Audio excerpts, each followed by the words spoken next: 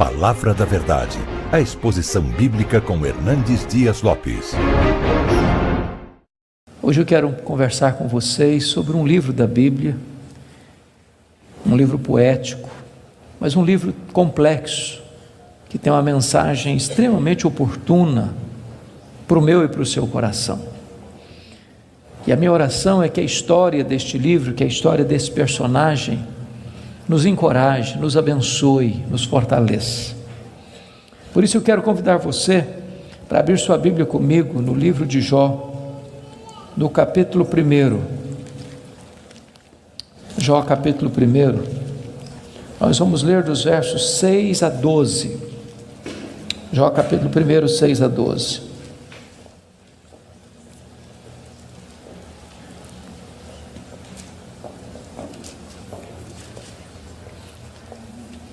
Está escrito: num dia em que os filhos de Deus vieram apresentar-se perante o Senhor, veio também Satanás entre eles. Então perguntou o Senhor a Satanás: de onde vens? Satanás respondeu ao Senhor e disse: de rodear a terra e passear por ela. Perguntou ainda o Senhor a Satanás: observaste o meu servo Jó? Porque ninguém é na terra semelhante a ele, o homem íntegro e reto, temente a Deus e que se desvia do mal. Então respondeu Satanás ao Senhor: porventura Jó debalde ou inutilmente teme a Deus? Acaso não cercaste com sebe a ele, a sua casa e a tudo quanto tem? A obra de suas mãos abençoaste, os seus bens se multiplicaram na terra. Estende, porém, a tua mão e toca-lhe em tudo quanto tem, e verás se não blasfema contra ti na tua face. Disse o Senhor a Satanás: eis que tudo quanto ele tem está em teu poder, somente contra ele não estendas a tua mão. E Satanás saiu da presença do Senhor. Agora capítulo 2, versos de 1 a 6. Num dia em que os filhos de Deus vieram apresentar-se perante o Senhor, veio também Satanás entre eles apresentar-se perante o Senhor. Então o Senhor disse a Satanás: de onde vens? Respondeu Satanás ao Senhor e disse: de rodear a terra e passear por ela. Perguntou o Senhor a Satanás: observaste o meu servo Jó? Porque ninguém é na terra semelhante a ele, homem íntegro e reto, temente a Deus e que se desvia do mal. Ele conserva a sua integridade, embora me incitasses contra ele para o consumir sem causa. Então Satanás respondeu ao Senhor: pele por pele, tudo que o homem tem dará pela sua vida. Estende, porém, a tua mão e toca-lhe nos ossos e na carne, e verás se não blasfema contra ti na tua face. Disse o Senhor a Satanás: eis que ele está em teu poder, mas poupa-lhe a vida. Irmãos, esse texto registra este episódio da reunião de Deus com seus filhos, e eu quero crer que aqui são os anjos. Eu quero crer que esta reunião aconteceu nas regiões celestes. E a Bíblia não nos dá muitos detalhes, mas nos informa que Satanás apareceu por lá. E é curioso que quem provoca a conversa é Deus, perguntando para Satanás: de onde vens? Satanás responde: de rodear a terra e passear por ela. Satanás é uma espécie de turista inveterado. Ele está por aí, está de olho, está antenado, está procurando uma brecha, está procurando alguém para devorar. E Deus cutuca de novo perguntando assim: observaste o meu servo Jó? E Deus dá o currículo de Jó. Não tem ninguém na terra semelhante a ele. Em outras palavras, é o homem mais piedoso dessa geração. Homem íntegro. Íntegro é aquilo que você é com a porta do quarto trancada sem ninguém observando. Homem reto. Reto é aquilo que você é em público e todo mundo está vendo. Homem temente a Deus, princípio da sabedoria. Homem que se desvia do mal, deliberadamente santo. Satanás poderia ter respondido assim: bom, esse eu não conheço ainda não, ando meio ocupado, tenho outras prioridades, quem sabe um dia eu dou uma olhada nele. Mas não foi a resposta de Satanás. Satanás respondeu assim: mas também puderas, desse jeito aí, qualquer um te adora. Tu tens abençoado a vida deste homem, tu tens cercado a casa deste homem com uma grande muralha de proteção, os bens deste homem multiplicam na terra, tudo que esse cara bota a mão vira dinheiro. Desse jeito aí qualquer um te adora. E Satanás insinua duas coisas aqui. Primeiro, ele insinua que Deus precisa subornar as pessoas com bênçãos para receber delas adoração. Satanás insinua que ninguém adora a Deus por quem Deus é, apenas por aquilo que Deus dá. Satanás insinua que as pessoas só se aproximam de Deus por causa das bênçãos de Deus e não por causa do caráter de Deus. Satanás insinua mais. Ele insinua que Jó não é honesto quando adora a Deus. Ele insinua que Jó descobriu que religião é uma grande sacada, que esse negócio de religião dá lucro, que o vetor que move Jó em direção a Deus é o lucro.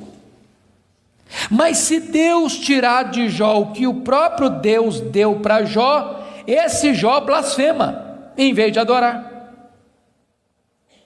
A grande pergunta é: o que é que um homem tem? Um homem tem família, um homem tem bens. Satanás diz para Deus: toca no que ele tem, e verás se não blasfema contra ti na tua face. Satanás levanta aqui duas teses. A primeira delas: ninguém ama mais a Deus do que o dinheiro.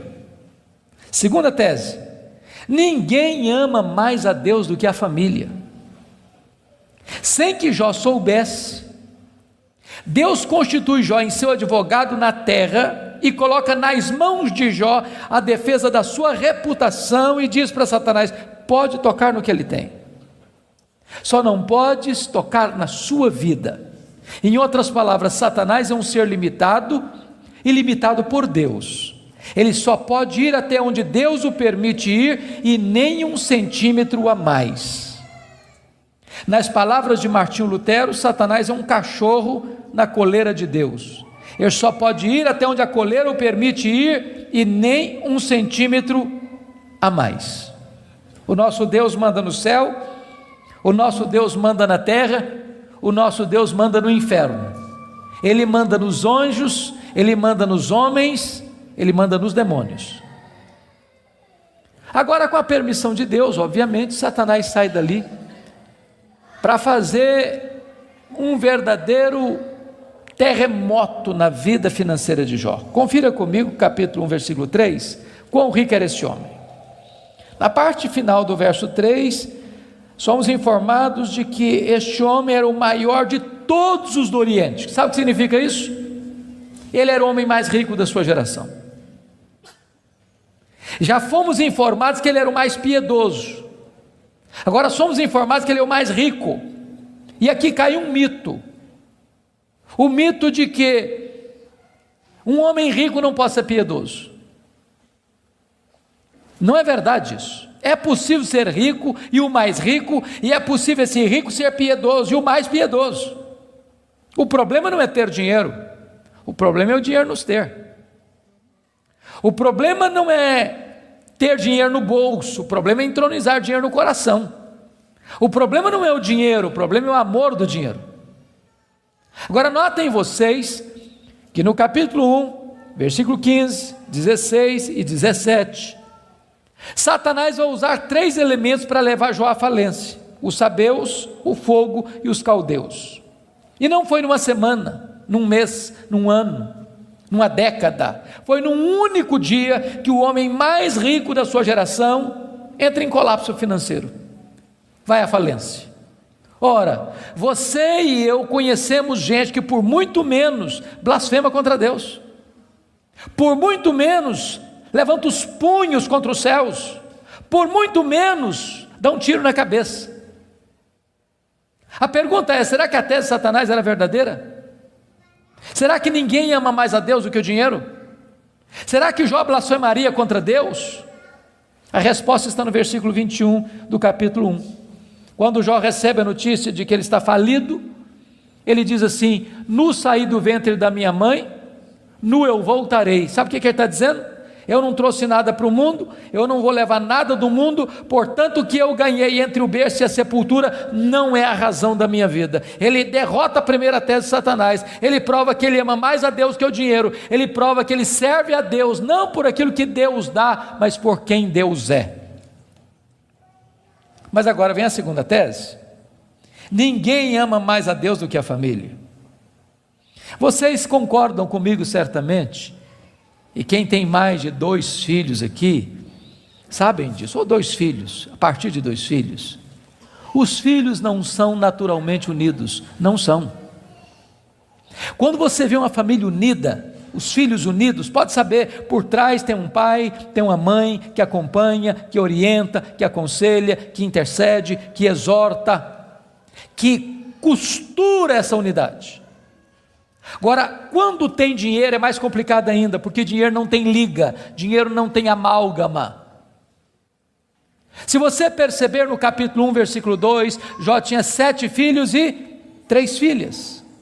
E você nota que os filhos de Jó eram unidos, caminhavam juntos, celebravam juntos, festejavam juntos. Mas por que esses filhos são unidos? Capítulo 1, versículo 5 responde: porque Jó era um pai que orava pelos filhos, já era um pai que chamava os filhos para exortá-los, já era um pai que levantava sacrifícios em favor dos seus filhos. Ele estava preocupado com a salvação deles, com a santificação deles, com a piedade deles, e a preocupação de Jó não era apenas com a reputação dos filhos, que eles pecassem contra Deus no seu coração. Jó estava mais preocupado com a glória de Deus do que com a reputação dos filhos.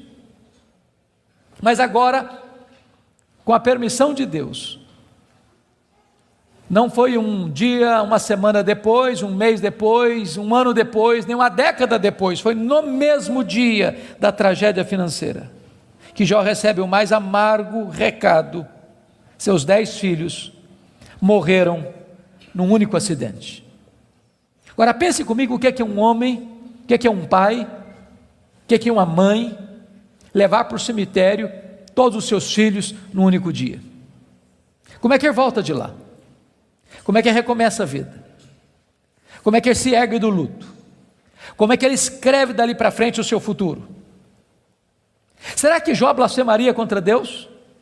Será que de fato ninguém ama mais a Deus do que a família? Será que a tese de Satanás era verdadeira? A resposta está no capítulo 1, versículo 20. Quando Jó recebe a notícia dessa tragédia, diz a Bíblia que ele rasga o seu manto, que ele raspa a cabeça, que ele se prostra, que ele adora, e ele diz: o Senhor Deus deu, o Senhor Deus tomou, bendito seja o nome do Senhor. Ele derrota aqui a segunda tese de Satanás. Ele prova que ele ama mais a Deus do que a família. Ele prova que ele serve a Deus não pela bênção de Deus, mas pelo caráter de Deus, não por aquilo que Deus dá, mas por quem Deus é. Mas aí vem o capítulo 2. E no capítulo 2, mais uma vez os filhos de Deus se reúnem. Eu quero crer que os anjos, eu quero crer que nas regiões celestes. E mais uma vez Satanás aparece por lá. E é curioso que Deus é quem provoca a conversa de novo, perguntando para ele: de onde vens? Satanás responde: de rodear a terra e passear por ela. Sabe o que ele está dizendo? Não mudei minha agenda, estou fazendo o que eu sempre fiz, eu estou por aí, eu estou de olho, estou antenado, estou vivo e ativo no planeta Terra, estou procurando uma brecha, estou procurando alguém para devorar. E Deus cutuca outra vez, perguntando assim: observaste o meu servo Jó? E Deus dá o currículo de Jó sem alterar uma vírgula: não tem ninguém na terra semelhante a ele, homem íntegro, reto, temente a Deus, que se desvia do mal. Me incitasses contra ele sem causa para o destruir, mas ele permanece íntegro. Sabe o que Deus está dizendo? Satanás, suas teses são mentirosas, suas teses são falsas. Jó provou que me ama mais do que o dinheiro, mais do que a família. Jó provou que me ama não por aquilo que eu dou para ele, mas por quem eu sou. Aí Satanás levanta a terceira tese: pele por pele, e tudo que o homem tem dará pela sua vida. Toca-lhe nos ossos, toca-lhe na carne, e verás se não blasfema contra ti na tua face. A terceira tese de Satanás é essa: ninguém ama mais a Deus do que a si mesmo. Sem que Jó soubesse, Deus constitui Jó em seu advogado na terra e coloca nas mãos de Jó a defesa da sua reputação e diz para Satanás: pode tocar nos ossos dele, pode tocar na carne dele, só não podes tirar a vida dele. Satanás é um ser limitado e limitado por Deus. Ele só pode ir até onde Deus o permite ir e nem um centímetro a mais. Mas com a permissão de Deus, Satanás sai dali para colocar uma doença maligna em Jó, ferida do alto da cabeça à planta dos pés. E eu imagino essa cena. Jó está falido, Jó está enlutado, e agora o seu corpo começa a ficar chagado. Feridas vão arrebentando por todo o seu corpo.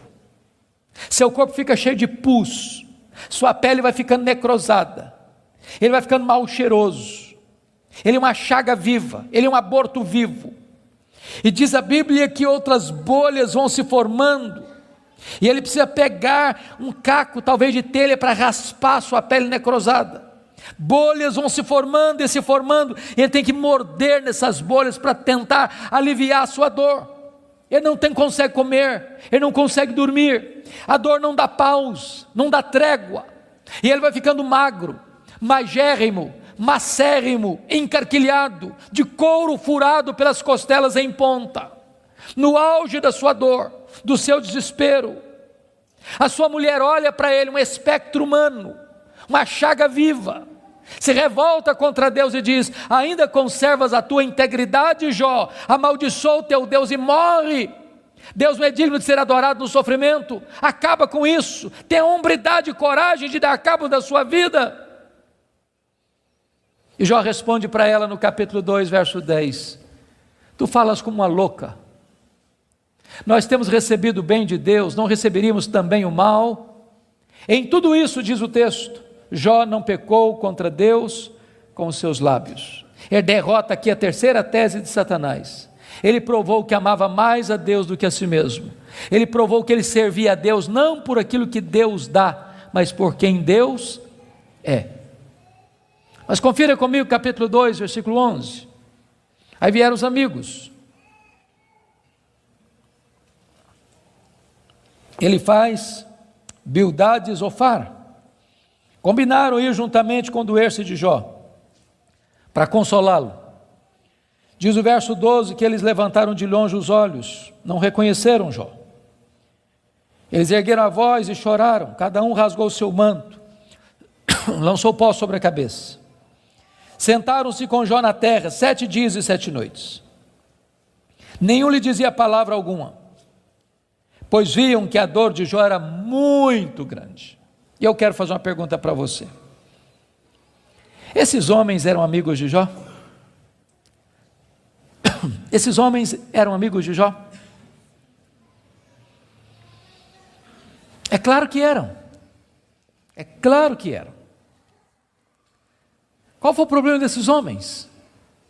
O problema desses homens é que num dado momento eles começaram, entre aspas, a fazer teologia. Eles começaram a lucubrar. Eles começaram a desenvolver uma espécie de lógica simples. E a lógica deles era essa: toda causa tem um efeito e todo efeito tem uma causa. Eles pensaram, para Jó estar sofrendo, ele deve ter feito coisa errada. Mas para ele estar sofrendo muito, ele deve ter feito muita coisa errada. Mas eles não só pensaram, eles falaram. Mas eles não só falaram, eles falaram para Jó. E eles assacaram contra Jó os mais pesados libelos acusatórios. Chamaram Jó de adúltero, chamaram Jó de ladrão, chamaram Jó de louco. Falaram para Jó que Deus havia matado os filhos dele por causa da loucura dele. Falaram para Jó que ele tinha ficado rico porque tinha roubado os órfãos e as viúvas. E eles foram massacrando Jó. E eles foram cravejando Jó com as suas setas mais venenosas. E eles foram esmagando Jó com as suas críticas mais desumanas e cruéis. Eles foram passando Jó debaixo do rolo compressor da impiedade. O que é que Jó fez? O que você e eu faríamos? Ele começa a perguntar assim para Deus: por que, meu Deus? Mas por que eu estou sofrendo? Mas por que a minha dor não cessa? Mas por que os meus filhos morreram? Mas por que eu não morri no ventre da minha mãe? Mas por que eu não morri ao nascer? Mas por que os seios da minha mãe não estavam murchos de leite para eu morrer de fome? Mas por que o Senhor não me mata de uma vez? Ele levantou aos céus 16 vezes esta mesma pergunta: por quê? Por quê? Por quê? Por quê? Ele levantou aos céus 34 queixas contra Deus. Sabe qual foi a resposta de Deus para ele? O total silêncio. Nenhuma palavra, nenhuma explicação, nenhuma luz no fim do túnel, nenhum sinal do seu favor. E eu posso garantir a vocês que pior do que sofrer é sofrer sem explicação. O silêncio de Deus grita mais alto nos nossos ouvidos do que o barulho mais ruidoso das circunstâncias mais adversas. Se vocês estão notando, Jó está sendo golpeado por todos os lados. Ele está sendo encurralado, emparedado, entrincheirado por circunstâncias medonhas. Ele está sendo golpeado nas 5 áreas mais importantes da vida. Por exemplo, área financeira. O homem mais rico vai à falência. Segundo, a saúde. Um homem saudável vira uma chaga aberta. Terceiro, o casamento. Na hora que esse cara mais precisava do apoio da mulher dele, ela disse assim para ele: morre, homem, mas morre logo. Chega, para com isso, morre. Quarta área, os filhos. Irmãos, não é natural pai enterrar filhos. Não é natural. Não é natural. Um dia um médico que acabara de sepultar o seu filho caçula, disse para mim com lágrimas nos olhos: pastor, eu não aceito isso, o meu filho ter furado a fila. Isso não é natural. Quinta área que Jó está sendo golpeado: as amizades.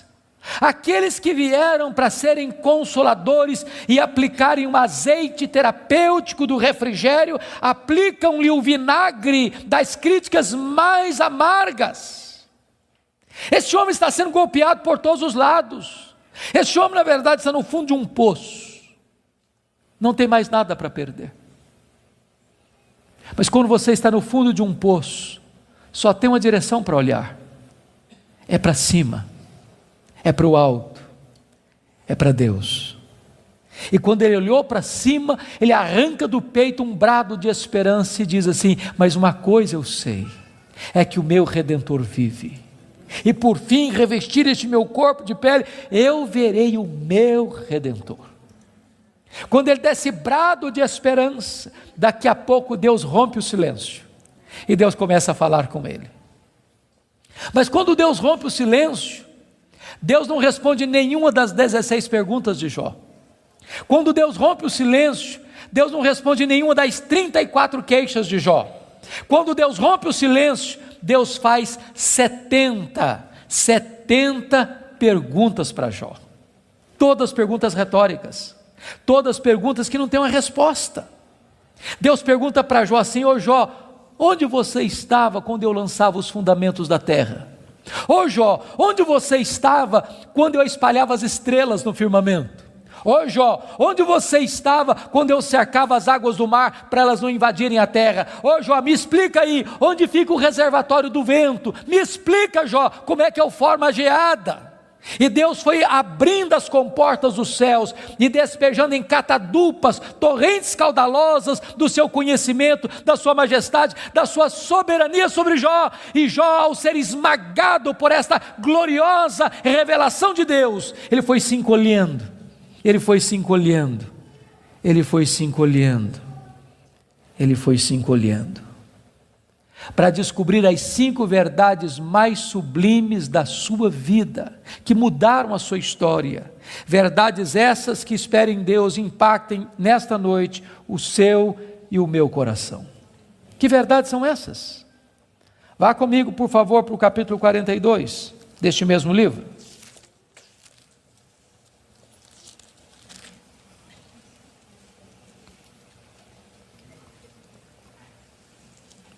A primeira verdade que mudou a história de Jó, irmãos, está aqui no capítulo 42, versículo 1 e versículo 2. Então respondeu Jó ao Senhor: bem sei que tudo podes.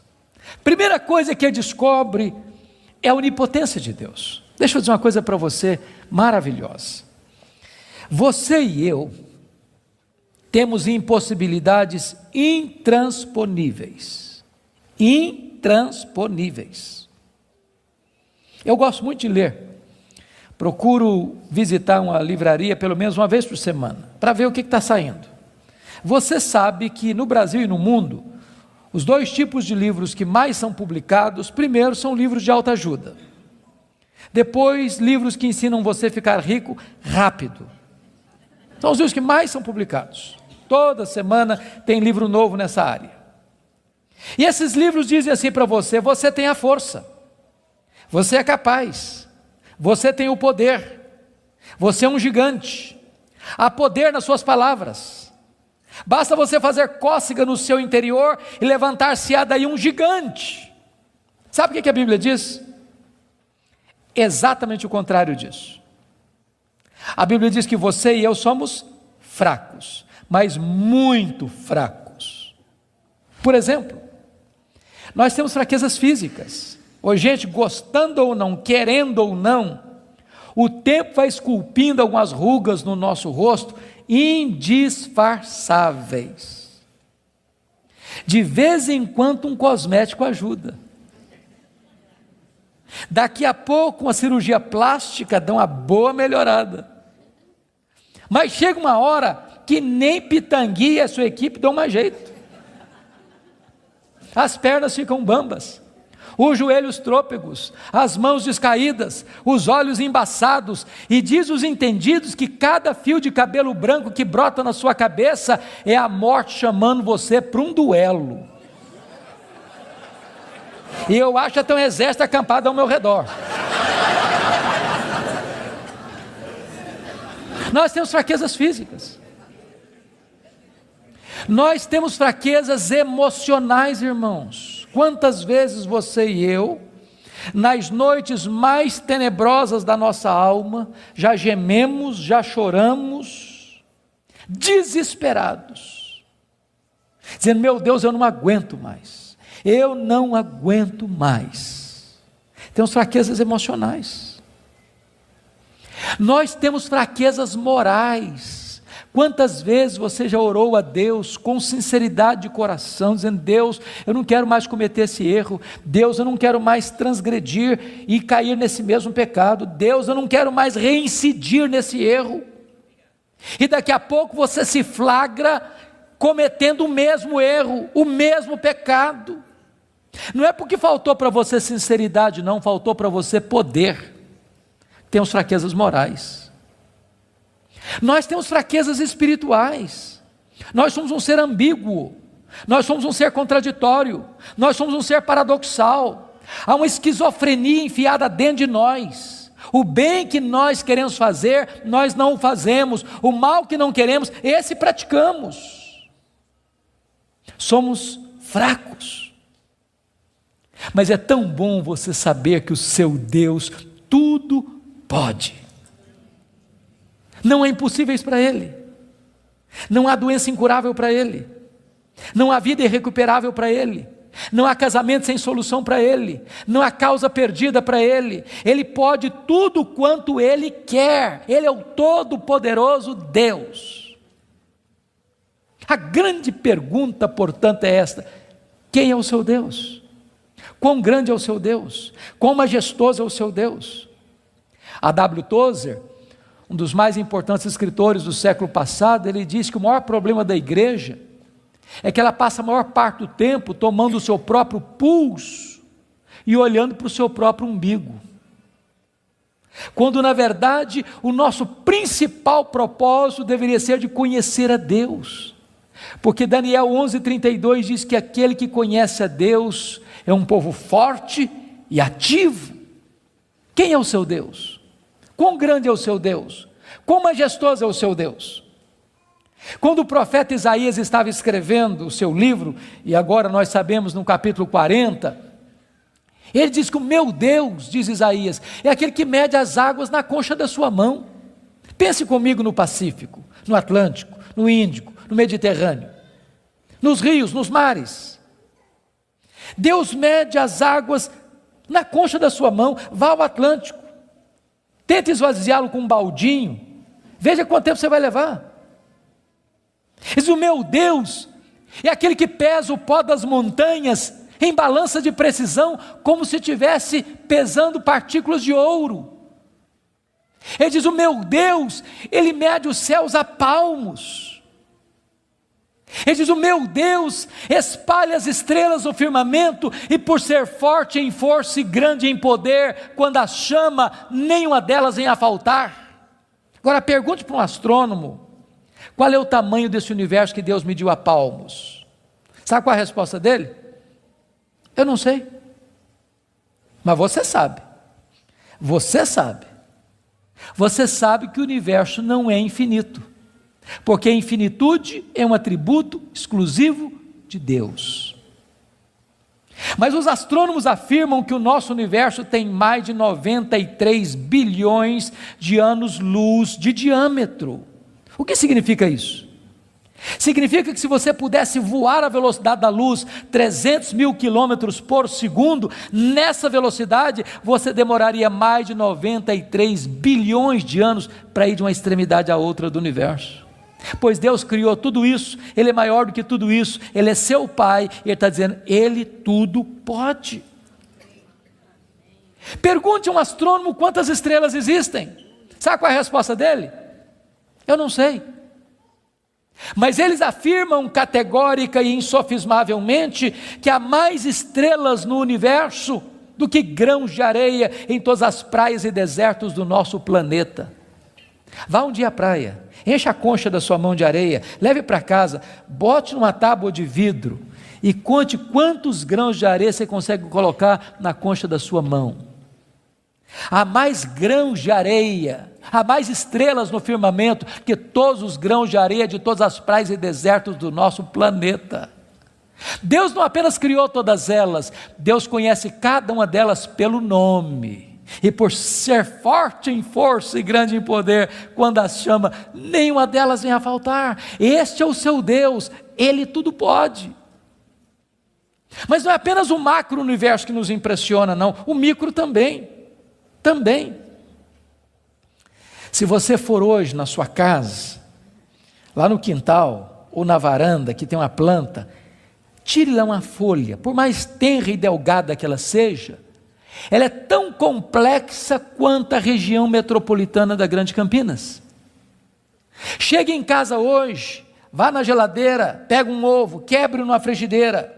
Aquela gema é mais complexa do que qualquer máquina que o homem jamais inventou. Dr. John Wilson, que é uma das maiores autoridades em oftalmologia no mundo, disse que há em cada um dos nossos olhos em torno de 2 milhões de fios duplos encapados, e se não for assim haveria um curto-circuito e nós ficaríamos cegos.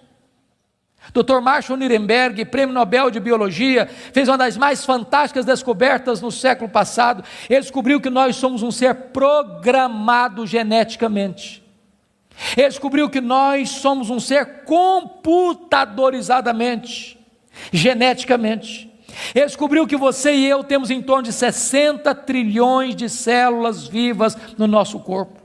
Ele descobriu que em cada uma dessas células nós temos 1,70 m de fita DNA, onde estão gravados e computadorizados todos os nossos dados genéticos, a cor dos nossos olhos, a cor da nossa pele, o nosso temperamento. Se você espichar a fita DNA do seu corpo, você tem 102 trilhões de metros de fita DNA, você tem 102 bilhões de quilômetros de fita DNA no seu corpo. Daria para dar diversas voltas no sistema planetário. Dr. Lowy vai dizer que códigos de vida não se originam espontaneamente. Códigos de vida não se originam de uma explosão de milhões, de uma explosão, a mega explosão cósmica. Códigos de vida não se originam de uma evolução de milhões e milhões de anos.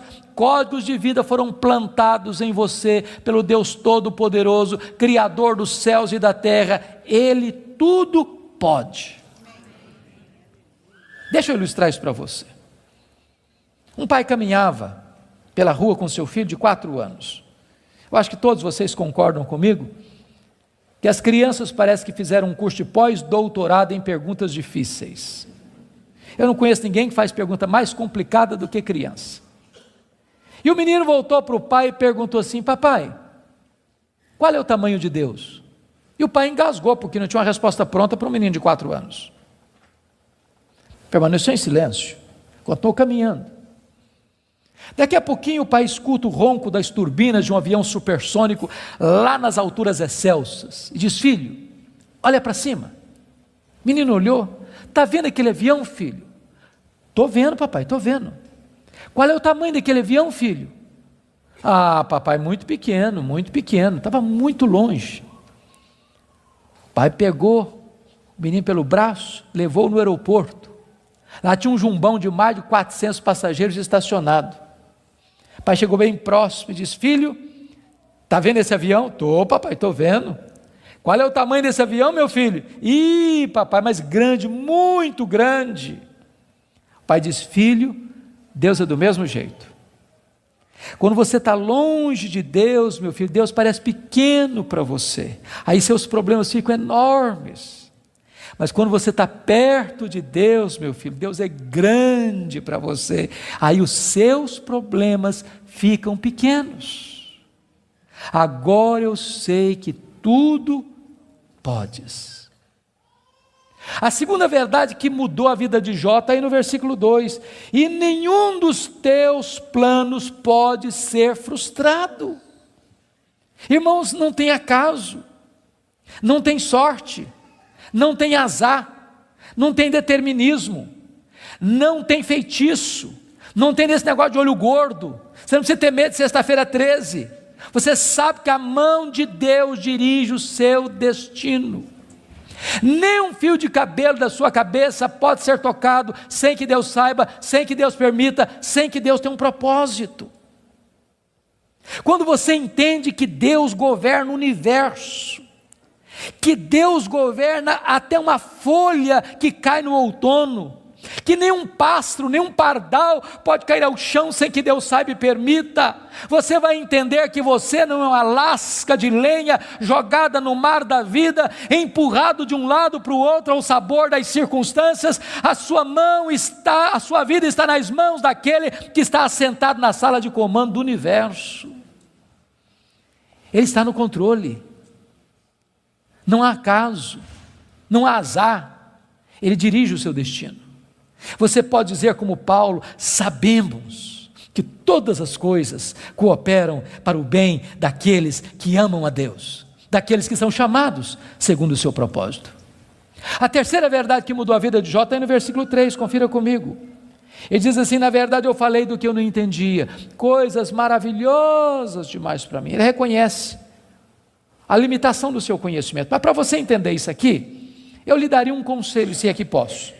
Tira um sábado, tira um feriado, dá uma lida em Jó numa sentada só. Você vai descobrir coisa maravilhosa. Você vai descobrir que Jó, ao longo do livro, fez 3 coisas. Ele perguntou, ele se queixou e ele se defendeu. 3 coisas que ele fez. E você sabe disso, quando ele está machucado, quando ele está ferido, quando a gente está se sentindo injustiçado, sabe o que a gente faz? A gente fala, se defende, e às vezes quando a gente está sofrido demais, machucado demais, doído demais, a gente fala muita coisa sem entender. Quando Deus despeja a glória dele em cima de Jó, Jó bota a mão na boca e diz: meu Deus, quanta coisa que eu falei sem entender. Sabe o que eu aprendo com isso? Quando você encontrar alguém que parece sabichão demais, que sabe demais, que fica arrotando em cima de você conhecimento demais. Você está perto de uma pessoa que sabe quase nada. Que quem sabe, sabe que não sabe. Quanto mais você sabe que você não sabe, porque o que você não sabe é muito mais do que o que você sabe. Portanto, quem sabe, não estufa o peito, não fica empavonado. Não dá para ficar na presença do Todo-Poderoso Deus com soberba, com altivez, com arrogância. Jó começa a entender que Deus é Deus e Ele é homem. A quarta verdade que mudou a vida de Jó está no versículo 5, confira comigo. Ele reconhece o seu limitado conhecimento de Deus, ele diz assim: eu te conheci só de ouvir, mas agora os meus olhos te veem. Eu não sei se vocês entram em crise com esse versículo, eu entro. Sabe por que eu entro em crise com esse versículo? Porque eu não consigo conciliar 42:5 com 1:8. Lá no capítulo 1, versículo 8, Deus disse acerca dele: não tem ninguém na terra parecido com ele. Homem íntegro, reto, temente a Deus, que se desvia do mal. Aqui não é bajulação de um amigo rasgador de seda. Quem está falando isso acerca de Jó é Deus. É Deus quem está dizendo que esse cara é o homem mais piedoso da sua geração. E Deus não tem uma opinião a nosso respeito, Deus tem um diagnóstico. Agora, como é que esse homem que Deus diz que é o cara mais piedoso da sua geração, vem me fazer uma confissão dessa? Ah, Deus, eu te conheci só de ouvir, mas agora os meus olhos te veem. Parece contraditório. Mas para explicar isso, deixe-me fazer uma outra pergunta. Você conhece a Deus? Você conhece a Deus? Quanto você conhece? Quanto? Quanto você conhece a Deus? Deixa eu ilustrar. Havia um cidadão que nunca tinha visto o mar. Um dia ele fez uma viagem para o litoral e quando ele viu o mar, ele exclamou de toda a sua alma: agora eu conheço o mar. Aproxima-se dele um marujo, com a pele tostada de sol e sal, por viver nas procelas do mar, e disse assim: eu também conheço o mar. Qual a diferença entre eles? Você conhece a Deus? Quanto você conhece a Deus? Por exemplo, João 17,3 diz assim: e a vida eterna é esta, conhecer a Deus e a Jesus Cristo a quem enviaste. Sabe o que é a essência da vida eterna? É conhecer a Deus. Sabe o que você vai fazer no céu depois que você tiver 1000 anos lá na glória? Você vai estar conhecendo a Deus. Sabe o que você vai estar fazendo no céu depois que você tiver 1 milhão de anos lá na glória? Você vai estar conhecendo a Deus. Sabe o que você vai estar fazendo no céu depois que você tiver 1 bilhão de anos lá na glória? Você vai estar conhecendo a Deus. Nem toda a eternidade será suficiente para você esgotar o conhecimento de Deus, porque Deus é inesgotável em seu ser. Às vezes a gente pensa que o céu vai ser monótono. Há poucos dias um adolescente se aproximou de mim e disse assim: pastor, eu não quero ir para o céu não. Eu falei: você está ficando maluca, menina? Não quero ir não. Eu falei: mas então me explica esse negócio aí, ué. Ela me diz: ah, pastor, a ideia de céu que eu tenho é que eu vou estar sentado numa nuvem branca, com a harpa na mão, cantando. Ah, não aguento essa vida inteira não. Ah, não, eu quero coisa diferente para a minha vida. Deixa eu dizer para você, o céu é dinâmico. Nós vamos conhecer a Deus, nós vamos amar a Deus, nós vamos fruir a Deus, nós vamos glorificar a Deus. E se você não gosta de trabalhar, você está encrencado, porque nós vamos servir a Deus. Agora pense comigo nessa tese. Parece-me que foi Albert Einstein quem disse isso. Neste corpo nosso que fica cansado, velho, enrugado e caquético, a gente faz coisas tão lindas. E dizer que nós não usamos nem 10% do nosso potencial. Agora pense comigo um corpo 100% turbinado pela glória de Deus, imortal, incorruptível, poderoso, glorioso, espiritual, celestial, semelhante ao corpo da glória do Senhor Jesus. O que não vão poder fazer? Já pensou nisso? Por exemplo, quando Jesus ressuscitou com o corpo de glória, ele entrava numa casa com a porta fechada sem precisar abrir a porta. Quando Jesus ressuscitou com o seu corpo de glória, ele saía de Jerusalém, aparecia lá na Galileia, mais de 100 quilômetros, sem precisar percorrer o trecho. Quando Jesus ressuscitou com o corpo de glória, ele foi assunto aos céus, levado entre nuvens. Eu pergunto para você agora, com que velocidade Jesus voltou para o céu? Velocidade da luz? 300 mil quilômetros por segundo. Porque se Jesus voltou na velocidade da luz, 300 mil quilômetros por segundo, depois de 2000 anos, ele está logo ali na esquina ainda. Eu pergunto para você, com que velocidade um anjo vem do céu à terra? Com que velocidade? A Bíblia diz que lá no Getsêmani, Jesus disse para Pedro assim, bota essa espada na bainha aí, se eu precisasse de ajuda, eu rogaria ao Pai, ele me mandaria mais de 12 legiões de anjos. Quantos são 12 legiões de anjos? 72 mil anjos. Com que velocidade eles viriam? No estalar de dedos. O que significa isso? Significa que os anjos não estão sujeitos às mesmas leis que nos governam, de tempo, de espaço, de tamanho.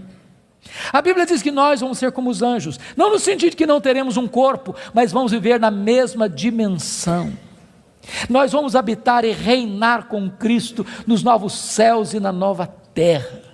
Vamos servir a Ele, vamos trabalhar para Ele, vamos glorificar a Ele, vamos conhecê-lo, e jamais chegará um dia na eternidade que a gente possa dizer assim, agora eu conheço tudo a respeito de Deus, não tem mais nada para conhecer, porque esse dia jamais chegará, porque Deus é inesgotável em seu ser. Agora eu entendo Jó, sabe o que o Jó está dizendo? Deus, eu só estou arranhando a superfície, só arranhando a superfície, tem mais, tem muito mais, tem infinitamente mais. Agora eu entendo o profeta, conheçamos e prossigamos em conhecer o Senhor. Mas a última verdade que mudou a vida de Jó está no versículo 6, confira comigo. Ele diz assim, por isso eu me abomino e eu me arrependo no pó e na cinza. Ele reconheceu a enormidade do seu pecado. E aqui eu entro em crise de novo. Porque essa confissão aqui cabe bem na boca de um ladrão, de um assassino, de um adúltero, de um corrupto. Mas não cabe na boca do camarada que o próprio Deus diz que ele é o mais piedoso da sua geração. Eu me abomino. E eu me arrependo no pó e na cinza. Como é que você vai entender isso? A grande questão aqui é a seguinte, irmãos, as pessoas que mais sofrem e lamentam os seus pecados, não são as pessoas que mais pecam. As pessoas que mais choram, lamentam e confessam os seus pecados, são as pessoas que mais perto de Deus andam. Quem anda longe de Deus, nem consciência de pecado tem. Eu estava pregando, final do ano passado, no Hospital Cruz Azul, em São Paulo. E a Eleni Vassão, que é capelã, me disse, nós lidamos com uma situação muito triste, agora recente. Eu perguntei, o que foi, Eleni? O que aconteceu? Ela me disse que chega no hospital uma moça, com seus pais, com hemorragia muito severa. E quando o médico foi examinar aquela moça, o médico disse, essa menina acabou de ter um bebê. Essa moça acabou de ter um bebê. E a moça protestou, falou, não, o senhor está enganado, eu não estava grávida não. Os pais disseram, não, essa moça não estava grávida. E o médico radicalizou, pois essa moça acabou de ter um bebê. E a família inteira negou. E o médico radicalizou de novo, tragam-me o bebê, senão eu denuncio o fato à polícia. Daqui meia hora, chegou um bebê, morto, numa caixa de isopor. E Helene disse, pastor, nenhum sintoma de culpa, nem nos pais, nem na moça, nenhum sofrimento.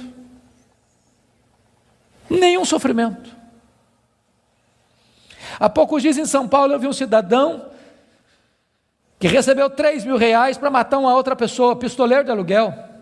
Ele nunca tinha visto aquele homem nunca tinha falado mal dele, nunca tinha feito mal para ele. Ele recebeu 3 mil reais, botou no bolso, foi lá, deu 5 tiros na pessoa, matou a pessoa, foi para casa, tomou um banho, jantou e dormiu. Nenhuma culpa. Mas quem anda na presença de Deus, aquele que é santo, santo, santo, não pode se aproximar dele sem dizer: ai de mim, Senhor, ai de mim, Senhor, eu estou perdido. Não pode se aproximar dele sem dizer: Senhor, eu me abomino no pó e na cinza, eu me arrependo. Porque na presença desse Deus, até os serafins cobrem o rosto. Então preste bem atenção nisso. Se você encontrar um crente que toda hora que ele falar com você, ele é o herói, ele tem uma história para contar, onde ele está na frente, onde ele sabe mais, onde ele é mais piedoso, onde ele sempre está contando os seus feitos, os seus prodígios, e enaltecendo a si mesmo, e batendo palmas para si mesmo, pode ter certeza, você está perto de alguém que está longe de Deus. Porque é impossível estar na presença de Deus sem dizer: ai de mim, Senhor, ai de mim, Senhor, ai de mim, Senhor. Agora eu não sei se você já parou para perguntar por que Deus restaurou a sorte de Jó, versículo 10, quando ele orava para os seus amigos. Já perguntou isso? Por que Deus restaurou a sorte dele quando ele orava pelos seus amigos? Deixa eu fazer uma perguntinha para você. Alguém já falou mal de você alguma vez? Ou você é um cara tão espiritual que nunca ninguém falou mal de você? O que você sente quando alguém fala mal de você? Você fica feliz? Você dá pulos de alegria? O que vocês acham que Jó sentiu quando os amigos dele falaram assim: você é um ladrão, cara? Ô Jó, você é adúltero. Sabe por que você está rico assim? Que você ficou rico, cara? Você roubou as viúvas, roubou os órfãos. Ô Jó, sabe por que você enterrou aqueles meninos? Você é louco, Deus pesou a mão sobre você, porque você é louco, por isso que os meninos morreram, além de enterrar os filhos, ainda recebe a culpa. O que vocês acham que Jó sentiu, irmãos? Sabe o que ele fez? Ele se defendeu, mas quem se defende, sabe o que tem às vezes no coração? Dor, mágoa, ressentimento. Sabe o que Deus está falando para esse homem ser restaurado? Deus está dizendo: meu filho, saia desta arena da autodefesa e entre na brecha da intercessão. Porque enquanto você se defende e tem mágoa, mas você não consegue orar por alguém e ter mágoa desse alguém ao mesmo tempo. Quando você ora por alguém, a oração restaura você e restaura as pessoas pelas quais você ora. Enquanto Jó orava, Deus restaurou a sua sorte. Satanás tentou destruir as 5 áreas da vida de Jó, pois essas mesmas 5 áreas Deus restaurou uma a uma. Primeira área que Deus restaurou, confira comigo, versículo 16, foi a saúde dele. Ele passou a ter mais 140 anos, viu os filhos dos filhos até a 3ª e 4ª geração. Eu acho que não ficou nem cicatriz nem sequela. Eu quero dizer para você que Deus está aqui nesta noite, Ele é o mesmo Deus e Ele pode curar. Ele é o Deus que cura. A segunda área que Deus restaurou, amados irmãos, foi a financeira. Confira o versículo 12. E é curioso que se você compara 1:3 com 42:12, ele recebeu tudo em dobro. Se já era o mais rico antes, agora ele é duplamente o mais rico. Eu quero dizer para você que Deus está aqui, Ele é o Deus da restituição. A terceira área que Deus restaurou foram os amigos. Confira comigo o versículo 8. E eu acho isso magnífico. Sabe por quê? Porque aqueles homens que cravejaram Jó com as suas críticas, Deus diz para eles assim: pois é, vocês lembram aquele cara que vocês criticaram? Vocês vão ter que ir nele, vocês vão ter que ir lá nele, para ele orar por vocês. Vocês lembram? Vocês falaram dele? Pois é, aquele cara é mais justo que vocês. Sabe o que Deus está fazendo aqui? Honrando Jó. Honrando Jó. Eu vou dizer uma frase aqui hoje, se vocês guardarem essa frase, eu me dou por satisfeito essa noite. É muito simples, mas é a síntese do que eu estou falando. Cuida da tua piedade, e Deus cuidará da tua reputação. Você não tem que se defender, você tem que orar, porque quando você ora, Deus defende você. Quando você leva Deus a sério, as pessoas que criticaram você vão ter que voltar a você e mudar de opinião a seu respeito. Deus restaurou Jó, Deus restaurou os amigos de Jó. A quarta área que Deus restaurou foi o casamento. Agora pense só um pouquinho comigo, só um pouquinho. Quando Jó estava numa magrela, A mulher dele disse assim: morre, homem, morre logo, cara, morre. Agora o Jó está curado, cheio da grana, no topo da pirâmide. Se fosse hoje, o que vocês acham que Jó faria?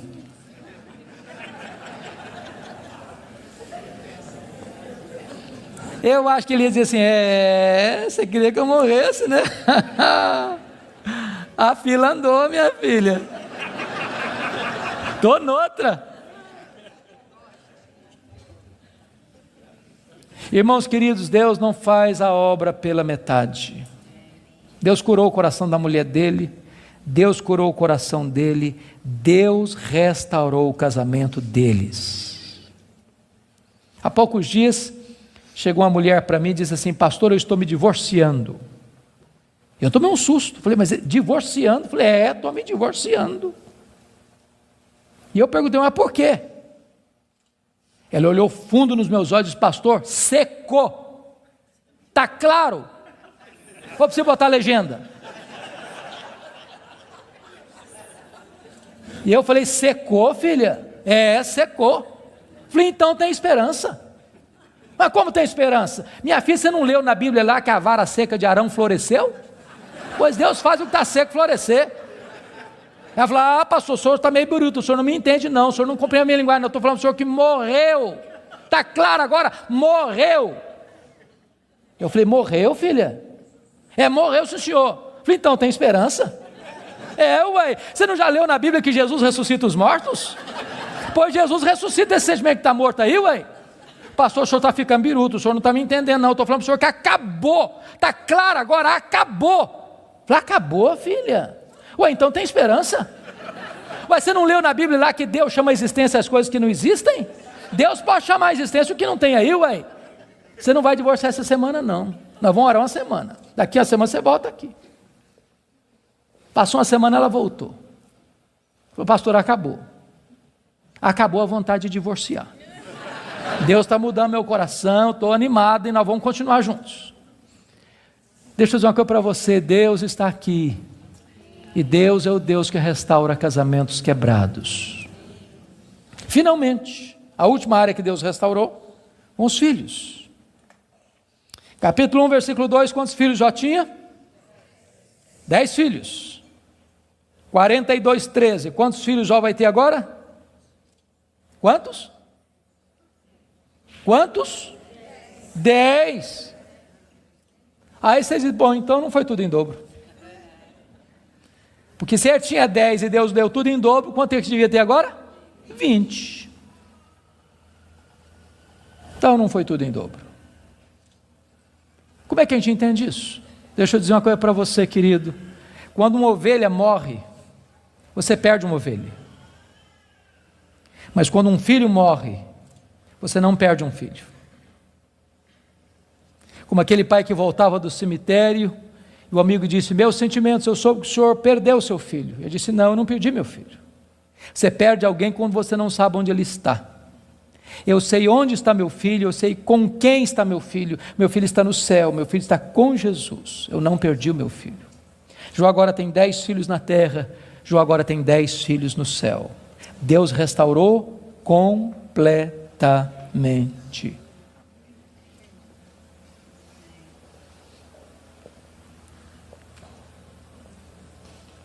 Sabe qual era a intenção de Satanás? Colocar Jó longe de Deus. Sabe o que Satanás conseguiu? Colocar Jó mais perto de Deus. Sabem por quê?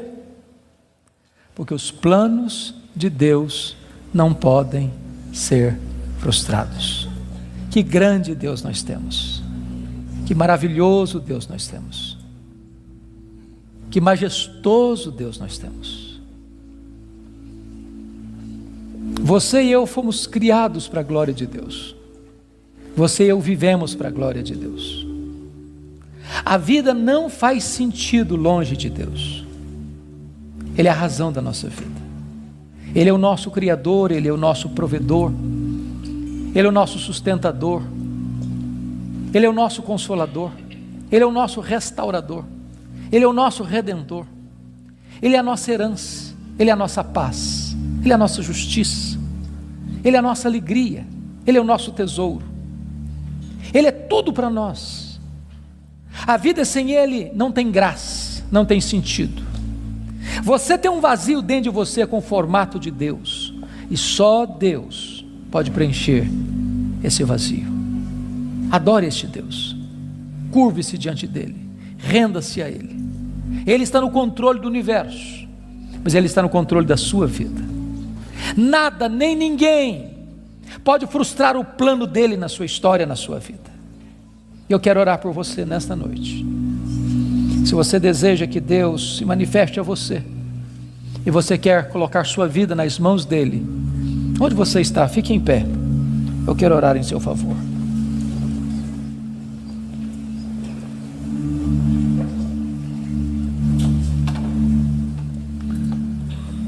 Ó Deus, nós te adoramos nesta noite, porque só Tu és Deus, o Todo-Poderoso Deus, o Deus que não é forjado por mãos humanas, o Deus que não foi criado pela imaginação dos homens, o Deus que é, o Deus eterno, o Deus criador, sustentador da vida, o Deus da nossa salvação. Tu estás aqui neste lugar, ó Deus, e nós te rogamos que Tu sondes os nossos corações, Tu olhes para nós, que Tu nos visites, que Tu nos restaures. E se porventura entrou alguém aqui, Deus, sem Te conhecer como Deus pessoal, que esta seja a noite da reconciliação contigo, a noite da salvação, a noite da restauração. Se alguém entrou aqui, Deus, passando crises na vida financeira, na saúde, no casamento, na relação com os filhos, na relação com os amigos, que essa seja uma noite de cura e de restauração. Se alguém entrou aqui, Deus, cheio de perguntas e de queixas, sem respostas, que nesta noite Tu te reveles a este coração, dando respostas aos céus, que aliviem a alma, que aquietem o coração. Conceda a Tua graça sobre o Teu povo, derrama sobre nós a luz do Teu rosto. Queremos viver para Te conhecer, para Te honrar, para Te exaltar, para nos deleitarmos em Ti, porque Tu és a fonte de todo o nosso prazer. Glória ao Teu nome, pela Tua palavra, glória ao Teu nome, pela Tua igreja, glória ao Teu nome, pelas famílias aqui presentes, glória ao Teu nome, por esse tempo precioso de culto. Nós Te adoramos, na pessoa do Teu Filho, nosso Redentor. Aleluia. Amém.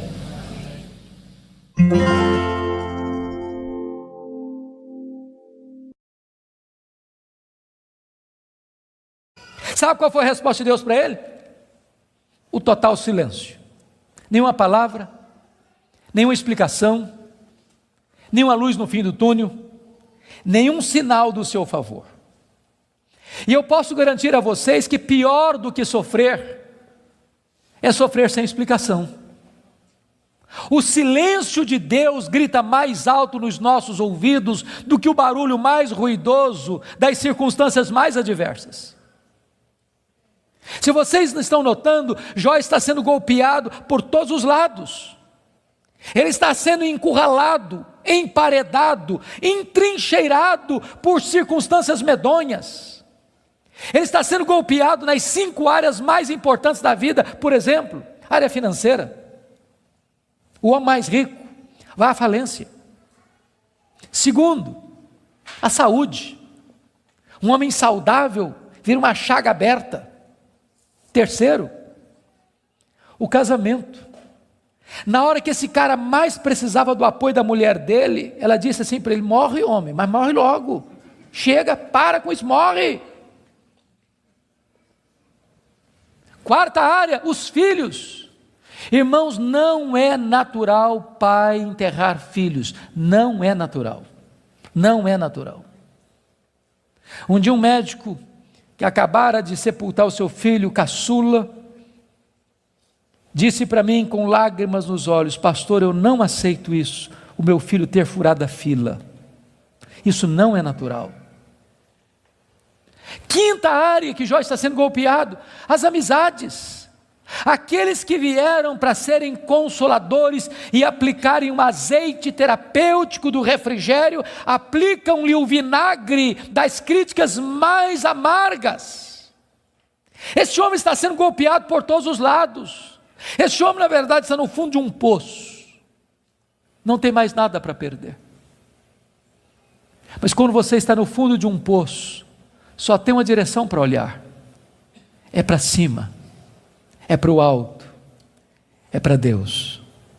E quando ele olhou para cima, ele arranca do peito um brado de esperança e diz assim: mas uma coisa eu sei, é que o meu Redentor vive, e por fim revestir este meu corpo de pele, eu verei o meu Redentor.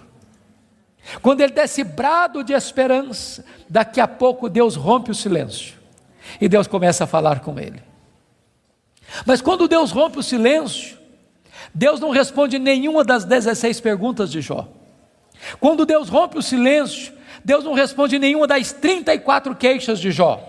Quando Deus rompe o silêncio, Deus faz 70 perguntas para Jó. Todas perguntas retóricas, todas perguntas que não têm uma resposta. Deus pergunta para Jó assim: ô Jó, onde você estava quando eu lançava os fundamentos da terra? Ô Jó, onde você estava quando eu espalhava as estrelas no firmamento? Ô Jó, onde você estava quando eu cercava as águas do mar para elas não invadirem a terra? Ô Jó, me explica aí, onde fica o reservatório do vento? Me explica, Jó, como é que eu formo a geada?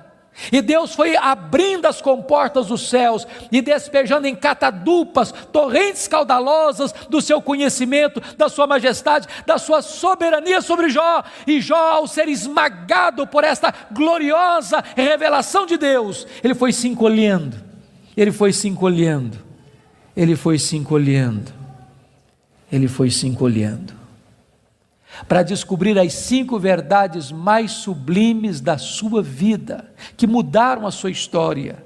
Verdades essas que, espero em Deus, impactem nesta noite o seu e o meu coração.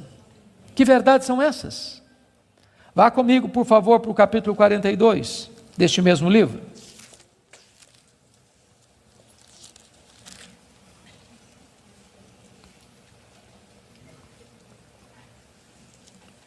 A primeira verdade que mudou a história de Jó, irmãos, está aqui no capítulo 42, versículo 1 e versículo 2.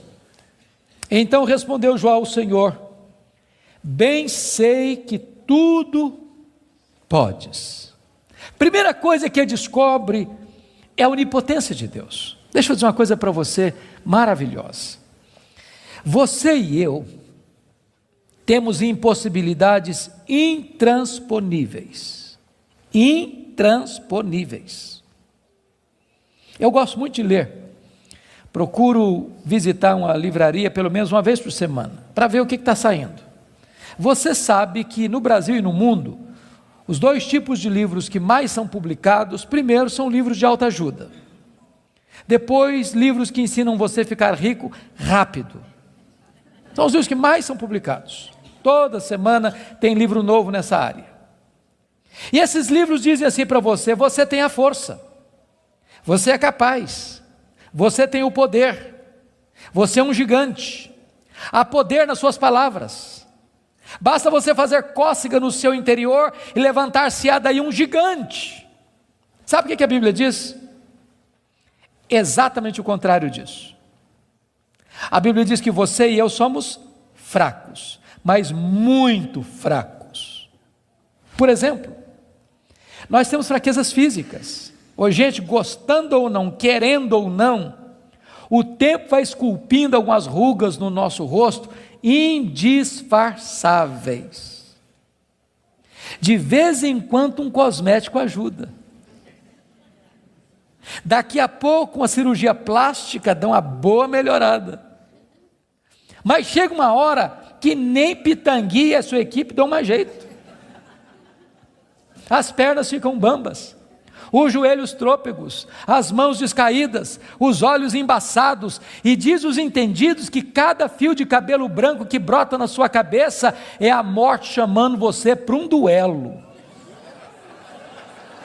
E eu acho até um exército acampado ao meu redor.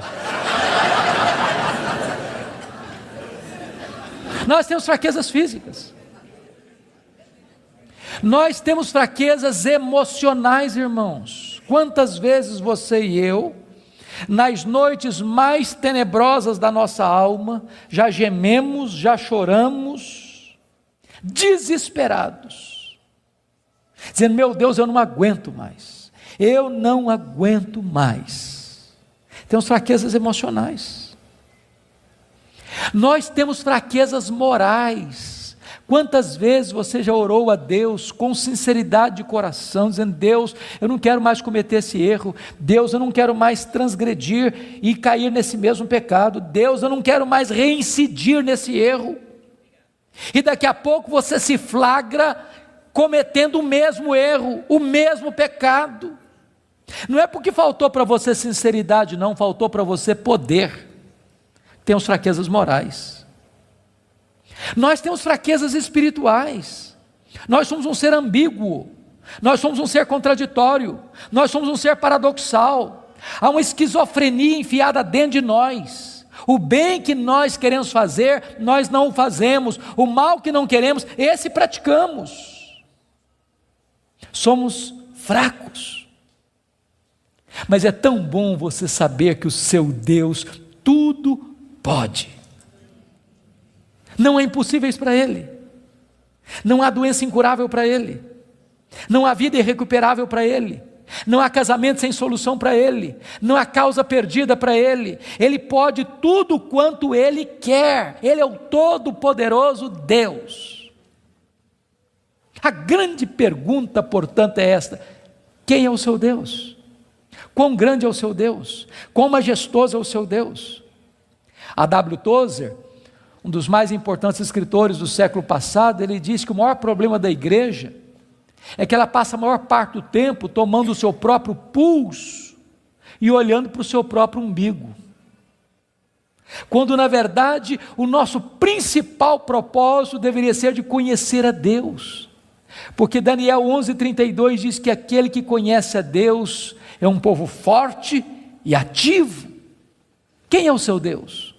Quão grande é o seu Deus? Quão majestoso é o seu Deus? Quando o profeta Isaías estava escrevendo o seu livro, e agora nós sabemos no capítulo 40, ele diz que o meu Deus, diz Isaías, é aquele que mede as águas na concha da sua mão. Pense comigo no Pacífico, no Atlântico, no Índico, no Mediterrâneo, nos rios, nos mares. Deus mede as águas na concha da sua mão. Vá ao Atlântico, tente esvaziá-lo com um baldinho, veja quanto tempo você vai levar. Diz: o meu Deus é aquele que pesa o pó das montanhas em balança de precisão, como se estivesse pesando partículas de ouro. Ele diz: o meu Deus, Ele mede os céus a palmos. Ele diz: o meu Deus espalha as estrelas no firmamento, e por ser forte em força e grande em poder, quando as chama, nenhuma delas vem a faltar. Agora pergunte para um astrônomo: qual é o tamanho desse universo que Deus mediu a palmos? Sabe qual é a resposta dele? Eu não sei. Agora eu conheço o mar. Aproxima-se dele um marujo, com a pele tostada de sol e sal, por viver nas procelas do mar, e diz assim: eu também conheço o mar. Qual a diferença entre eles? Você conhece a Deus? Quanto você conhece a Deus? Por exemplo, João 17:3 diz assim: e a vida eterna é esta, conhecer a Deus e a Jesus Cristo a quem enviaste. Sabe o que é a essência da vida eterna? É conhecer a Deus. Sabe o que você vai fazer no céu depois que você tiver 1000 anos lá na glória? Você vai estar conhecendo a Deus. Sabe o que você vai estar fazendo no céu depois que você tiver 1 milhão de anos lá na glória? Você vai estar conhecendo a Deus. Sabe o que você vai estar fazendo no céu depois que você tiver 1 bilhão de anos lá na glória? Você vai estar conhecendo a Deus. Nem toda a eternidade será suficiente para você esgotar o conhecimento de Deus, porque Deus é inesgotável em seu ser. Às vezes a gente pensa que o céu vai ser monótono. Há poucos dias um adolescente se aproximou de mim e disse assim: pastor, eu não quero ir para o céu não. Eu falei: você está ficando maluca, menina? Não quero ir não. Eu falei: mas então me explica esse negócio aí, ué. Ela me diz: pastor, a ideia de céu que eu tenho é que eu vou estar sentado numa nuvem branca, com a harpa na mão, cantando. Não aguento essa vida inteira não. Não, eu quero coisa diferente para a minha vida. Deixa eu dizer para você, o céu é dinâmico. Nós vamos conhecer a Deus, nós vamos amar a Deus, nós vamos fruir a Deus, nós vamos glorificar a Deus. E se você não gosta de trabalhar, você está encrencado, porque nós vamos servir a Deus. Agora pense comigo nessa tese. Parece-me que foi Albert Einstein quem disse isso. Neste corpo nosso que fica cansado, velho, enrugado e caquético, a gente faz coisas tão lindas. E dizer que nós não usamos nem 10% do nosso potencial. Agora pense comigo um corpo 100% turbinado pela glória de Deus, imortal, incorruptível, poderoso, glorioso, espiritual, celestial, semelhante ao corpo da glória do Senhor Jesus. O que não vamos poder fazer? Já pensou nisso? Por exemplo, quando Jesus ressuscitou com o corpo de glória, ele entrava numa casa com a porta fechada sem precisar abrir a porta. Quando Jesus ressuscitou com o seu corpo de glória, ele saía de Jerusalém, aparecia lá na Galileia, mais de 100 quilômetros, sem precisar percorrer o trecho. Quando Jesus ressuscitou com o corpo de glória, ele foi assunto aos céus, levado entre nuvens. Eu pergunto para você agora, com que velocidade Jesus voltou para o céu? Velocidade da luz? 300 mil quilômetros por segundo. Porque se Jesus voltou na velocidade da luz, 300 mil quilômetros por segundo, depois de 2000 anos, ele está logo ali na esquina ainda. Eu pergunto para você, com que velocidade um anjo vem do céu à terra? Com que velocidade? A Bíblia diz que lá no Getsêmani, Jesus disse para Pedro assim: bota essa espada na bainha aí, se eu precisasse de ajuda, eu rogaria ao Pai, ele me mandaria mais de 12 legiões de anjos. Quantos são 12 legiões de anjos? 72 mil anjos. Com que velocidade eles viriam? No estalar de dedos. O que significa isso? Significa que os anjos não estão sujeitos às mesmas leis que nos governam, de tempo, de espaço, de tamanho. A Bíblia diz que nós vamos ser como os anjos, não no sentido de que não teremos um corpo, mas vamos viver na mesma dimensão.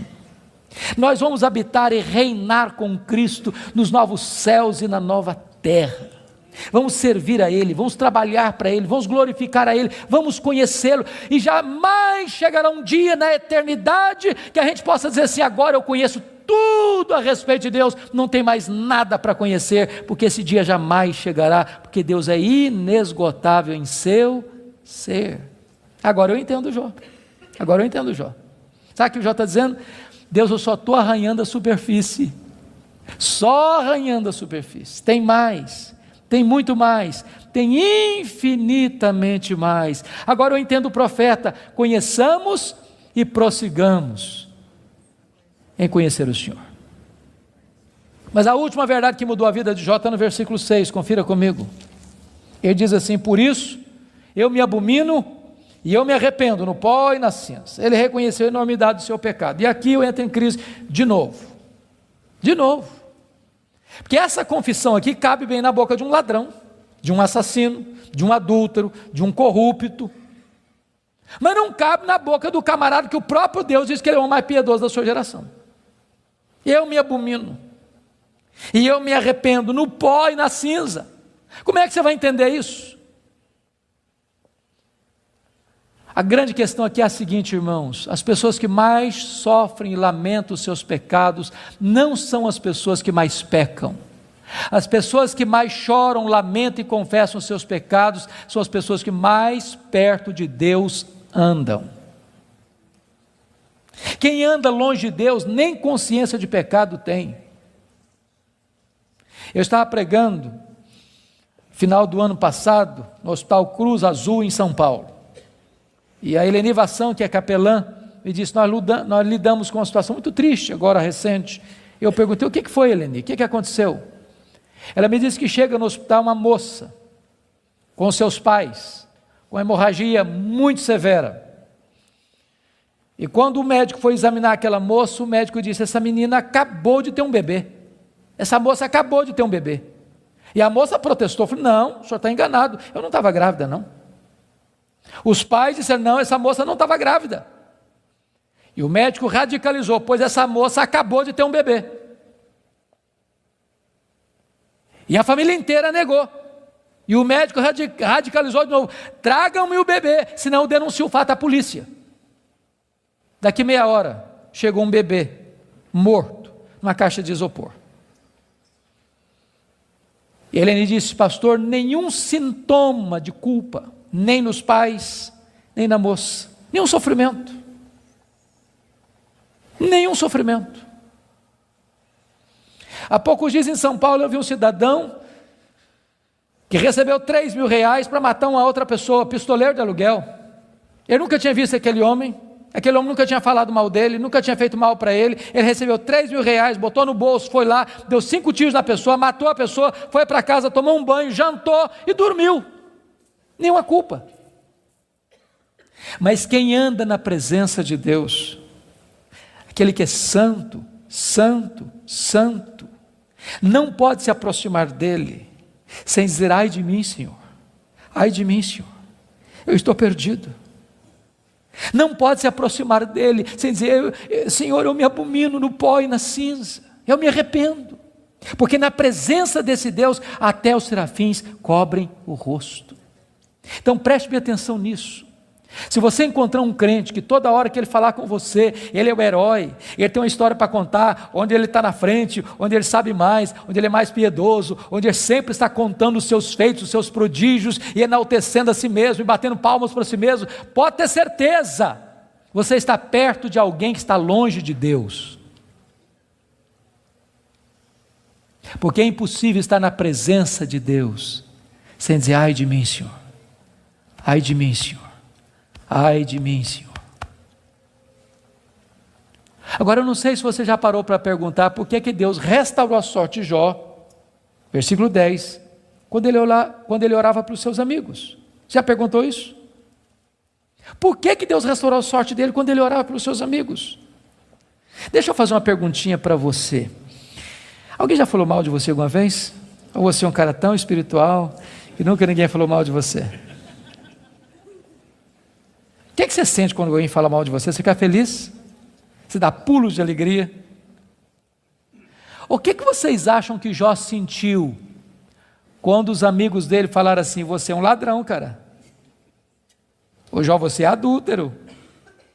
Sabe por que você está rico assim, que você ficou rico, cara? Você roubou as viúvas, roubou os órfãos.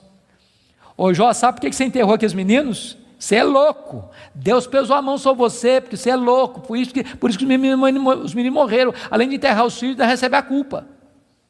O que vocês acham que Jó sentiu, irmãos?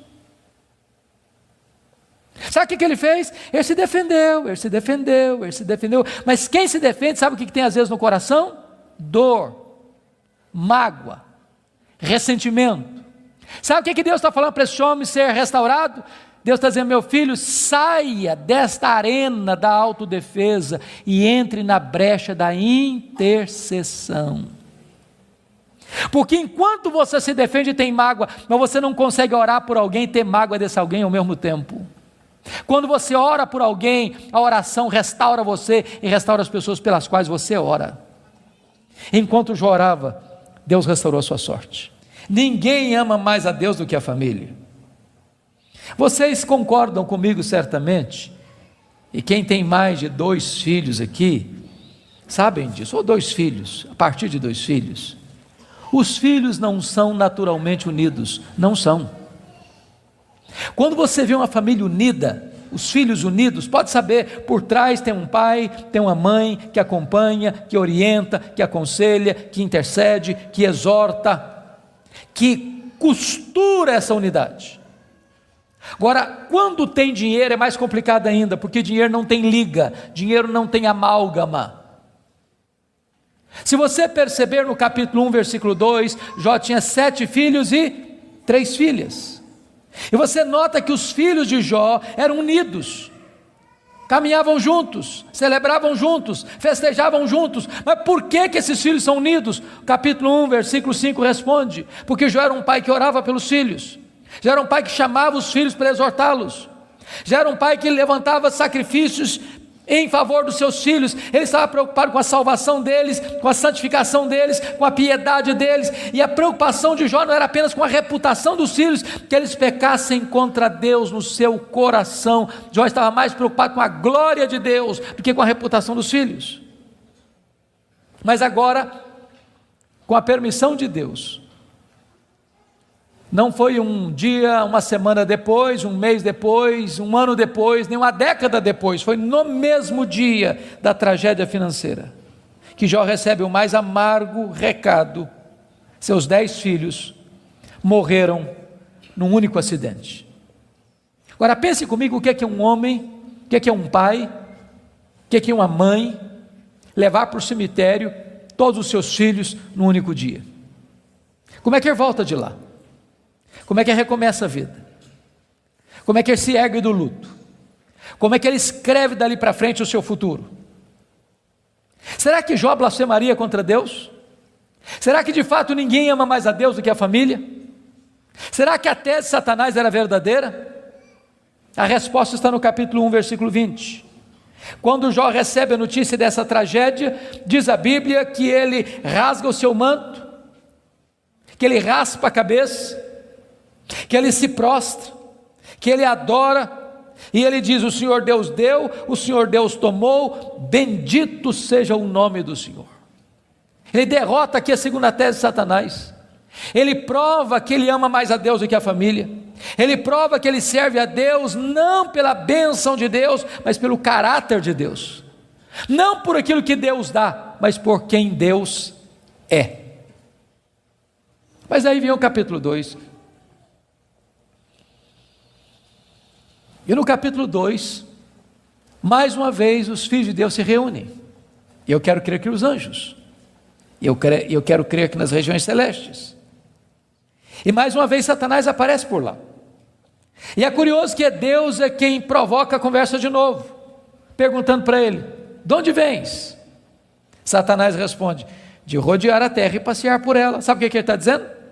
Não mudei minha agenda, estou fazendo o que eu sempre fiz, eu estou por aí, eu estou de olho, estou antenado, estou vivo e ativo no planeta Terra, estou procurando uma brecha, estou procurando alguém para devorar. E Deus cutuca outra vez, perguntando assim: observaste o meu servo Jó? E Deus dá o currículo de Jó sem alterar uma vírgula: não tem ninguém na terra semelhante a ele, homem íntegro, reto, temente a Deus, que se dizia do mal.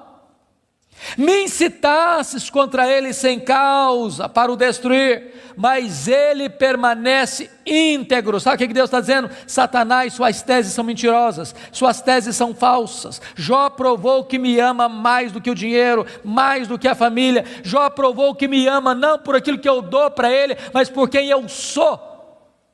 Aí Satanás levanta a terceira tese: pele por pele, e tudo que o homem tem dará pela sua vida. Toca-lhe nos ossos, toca-lhe na carne, e verás se não blasfema contra ti na tua face.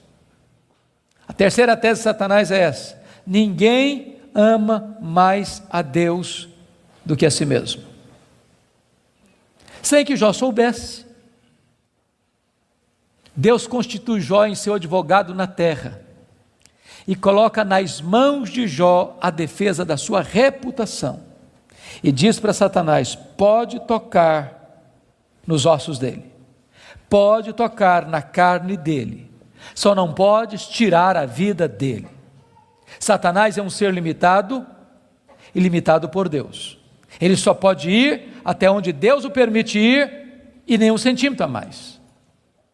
Mas com a permissão de Deus, Satanás sai dali para colocar uma doença maligna em Jó, ferida do alto da cabeça à planta dos pés. E eu imagino essa cena: Jó está falido, Jó está enlutado, e agora o seu corpo começa a ficar chagado, feridas vão arrebentando por todo o seu corpo fica cheio de pus, sua pele vai ficando necrosada, ele vai ficando mal cheiroso, ele é uma chaga viva, ele é um aborto vivo, e diz a Bíblia que outras bolhas vão se formando, e ele precisa pegar um caco, talvez de telha, para raspar sua pele necrosada. Bolhas vão se formando, e ele tem que morder nessas bolhas para tentar aliviar a sua dor. Ele não consegue comer, ele não consegue dormir, a dor não dá pausa, não dá trégua, e ele vai ficando magro, magérrimo, macérrimo, encarquilhado, de couro furado pelas costelas em ponta, no auge da sua dor, do seu desespero. A sua mulher olha para ele, um espectro humano, uma chaga viva, se revolta contra Deus e diz: ainda conservas a tua integridade, Jó? Amaldiçoa o teu Deus e morre. Deus não é digno de ser adorado no sofrimento, acaba com isso, tenha hombridade e coragem de dar cabo da sua vida. E Jó responde para ela no capítulo 2, verso 10: tu falas como uma louca, nós temos recebido o bem de Deus, não receberíamos também o mal? Em tudo isso, diz o texto, Jó não pecou contra Deus com os seus lábios. Ele derrota aqui a terceira tese de Satanás. Ele provou que amava mais a Deus do que a si mesmo. Ele provou que ele servia a Deus não por aquilo que Deus dá, mas por quem Deus é. Mas confira comigo capítulo 2, versículo 11. Aí vieram os amigos. Ele faz Bildade e Zofar. Combinaram ir juntamente com doer-se de Jó, para consolá-lo. Diz o verso 12 que eles levantaram de longe os olhos, não reconheceram Jó. Eles ergueram a voz e choraram, cada um rasgou o seu manto, lançou pó sobre a cabeça. Sentaram-se com Jó na terra 7 dias e 7 noites. Nenhum lhe dizia palavra alguma, pois viam que a dor de Jó era muito grande. E eu quero fazer uma pergunta para você. Esses homens eram amigos de Jó? Esses homens eram amigos de Jó? É claro que eram. É claro que eram. Qual foi o problema desses homens? O problema desses homens é que num dado momento eles começaram, entre aspas, a fazer teologia. Eles começaram a lucubrar. Eles começaram a desenvolver uma espécie de lógica simples. E a lógica deles era essa: toda causa tem um efeito e todo efeito tem uma causa. Eles pensaram, para Jó estar sofrendo, ele deve ter feito coisa errada. Mas para ele estar sofrendo muito, ele deve ter feito muita coisa errada. Mas eles não só pensaram, eles falaram. Mas eles não só falaram, eles falaram para Jó. E eles assacaram contra Jó os mais pesados libelos acusatórios. Chamaram Jó de adúltero, chamaram Jó de ladrão, chamaram Jó de louco. Falaram para Jó que Deus havia matado os filhos dele por causa da loucura dele. Falaram para Jó que ele tinha ficado rico porque tinha roubado os órfãos e as viúvas. E eles foram massacrando Jó, e eles foram cravejando Jó com as suas setas mais venenosas, e eles foram esmagando Jó com as suas críticas mais desumanas e cruéis. Eles foram passando Jó debaixo do rolo compressor da impiedade. O que é que Jó fez? O que você e eu faríamos? Ele começa a perguntar assim para Deus: por que, meu Deus? Mas por que eu estou sofrendo? Mas por que a minha dor não cessa? Mas por que os meus filhos morreram? Mas por que eu não morri no ventre da minha mãe? Mas por que eu não morri ao nascer? Mas por que os seios da minha mãe não estavam murchos de leite para eu morrer de fome? Mas por que o Senhor não me mata de uma vez? Ele levantou aos céus 16 vezes esta mesma pergunta: por quê? Por quê? Por quê? Por quê? Ele levantou aos céus 34 queixas contra Deus. Mas você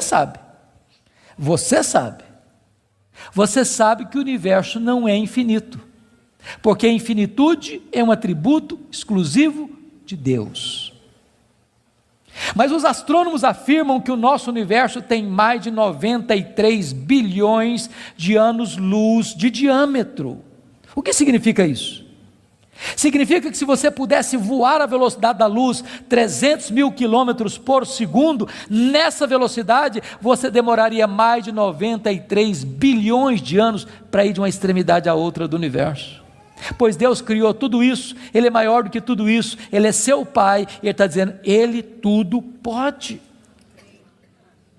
Pergunte a um astrônomo quantas estrelas existem. Sabe qual é a resposta dele? Eu não sei. Mas eles afirmam categórica e insofismavelmente que há mais estrelas no universo do que grãos de areia em todas as praias e desertos do nosso planeta.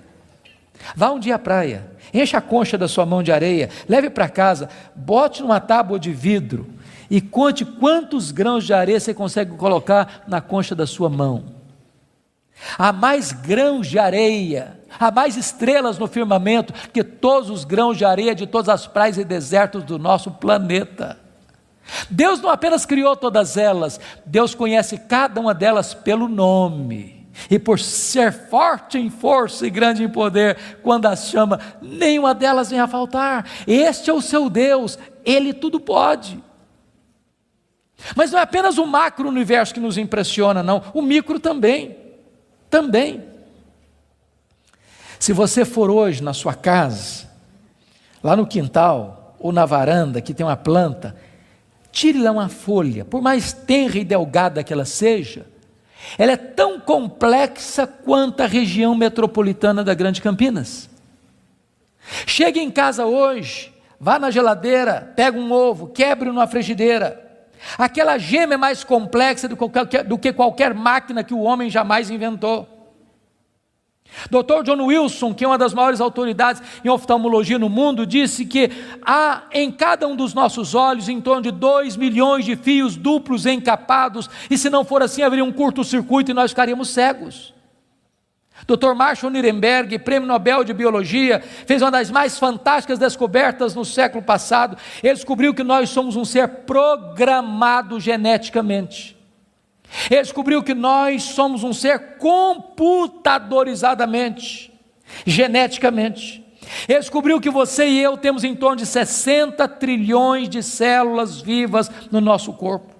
Ele descobriu que em cada uma dessas células nós temos 1,70 m de fita DNA, onde estão gravados e computadorizados todos os nossos dados genéticos, a cor dos nossos olhos, a cor da nossa pele, o nosso temperamento.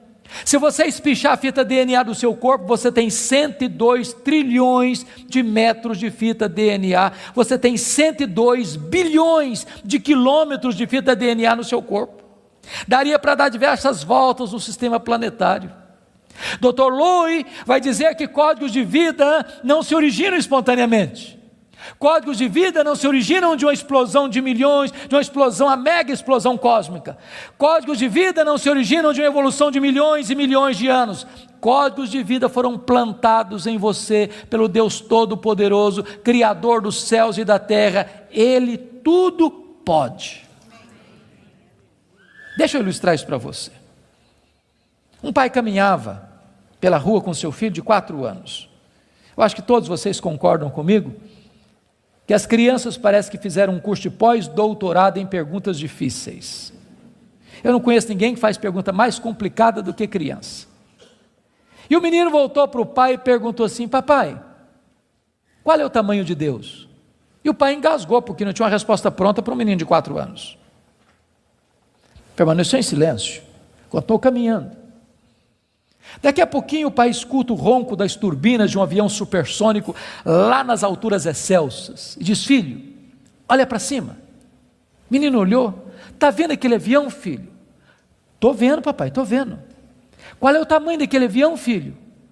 Ah, papai, muito pequeno, estava muito longe. O pai pegou o menino pelo braço, levou-o no aeroporto. Lá tinha um jumbão de mais de 400 passageiros estacionado. pai chegou bem próximo e disse: filho, está vendo esse avião? Tô, papai, estou vendo. Qual é o tamanho desse avião, meu filho? Ih, papai, mas grande, muito grande. O pai disse: filho, Deus é do mesmo jeito. Quando você está longe de Deus, meu filho, Deus parece pequeno para você, aí seus problemas ficam enormes. Mas quando você está perto de Deus, meu filho, Deus é grande para você, aí os seus problemas ficam pequenos. Agora eu sei que tudo podes. A segunda verdade que mudou a vida de Jó está aí no versículo 2: e nenhum dos teus planos pode ser frustrado. Irmãos, não tem acaso, não tem sorte, não tem azar, não tem determinismo, não tem feitiço, não tem esse negócio de olho gordo. Você não precisa ter medo de sexta-feira 13, você sabe que a mão de Deus dirige o seu destino. Nem um fio de cabelo da sua cabeça pode ser tocado sem que Deus saiba, sem que Deus permita, sem que Deus tenha um propósito. Quando você entende que Deus governa o universo, que Deus governa até uma folha que cai no outono, que nenhum pássaro, nenhum pardal pode cair ao chão sem que Deus saiba e permita, você vai entender que você não é uma lasca de lenha jogada no mar da vida, empurrado de um lado para o outro ao sabor das circunstâncias. A sua vida está nas mãos daquele que está assentado na sala de comando do universo. Ele está no controle, não há acaso, não há azar, ele dirige o seu destino. Você pode dizer como Paulo: sabemos que todas as coisas cooperam para o bem daqueles que amam a Deus, daqueles que são chamados segundo o seu propósito. A terceira verdade que mudou a vida de Jó está aí no versículo 3, confira comigo. Ele diz assim: na verdade eu falei do que eu não entendia, coisas maravilhosas demais para mim. Ele reconhece a limitação do seu conhecimento, mas para você entender isso aqui, eu lhe daria um conselho, se é que posso. Tira um sábado, tira um feriado, dá uma lida em Jó numa sentada só, você vai descobrir coisa maravilhosa. Você vai descobrir que Jó, ao longo do livro, fez 3 coisas. Ele perguntou, ele se queixou e ele se defendeu. 3 coisas que ele fez. E você sabe disso, quando a gente está machucado, quando a gente está ferido, quando a gente está se sentindo injustiçado, sabe o que a gente faz? A gente fala, se defende, e às vezes quando a gente está sofrido demais, machucado demais, doído demais, a gente fala muita coisa sem entender. Quando Deus despeja a glória dele em cima de Jó, Jó bota a mão na boca e diz: meu Deus, quanta coisa que eu falei sem entender. Sabe o que eu aprendo com isso? Quando você encontrar alguém que parece sabichão demais, que sabe demais, que fica arrotando em cima de você conhecimento demais, você está perto de uma pessoa que sabe quase nada, que quem sabe, sabe que não sabe. Quanto mais você sabe que você não sabe, porque o que você não sabe é muito mais do que o que você sabe. Portanto, quem sabe, não estufa o peito, não fica empavonado. Não dá para ficar na presença do Todo-Poderoso Deus com soberba, com altivez, com arrogância. Jó começa a entender que Deus é Deus e Ele é homem.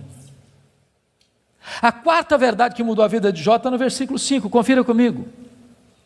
Ele reconhece o seu limitado conhecimento de Deus. Ele diz assim: eu te conheci só de ouvir, mas agora os meus olhos te veem. Eu não sei se vocês entram em crise com esse versículo, eu entro.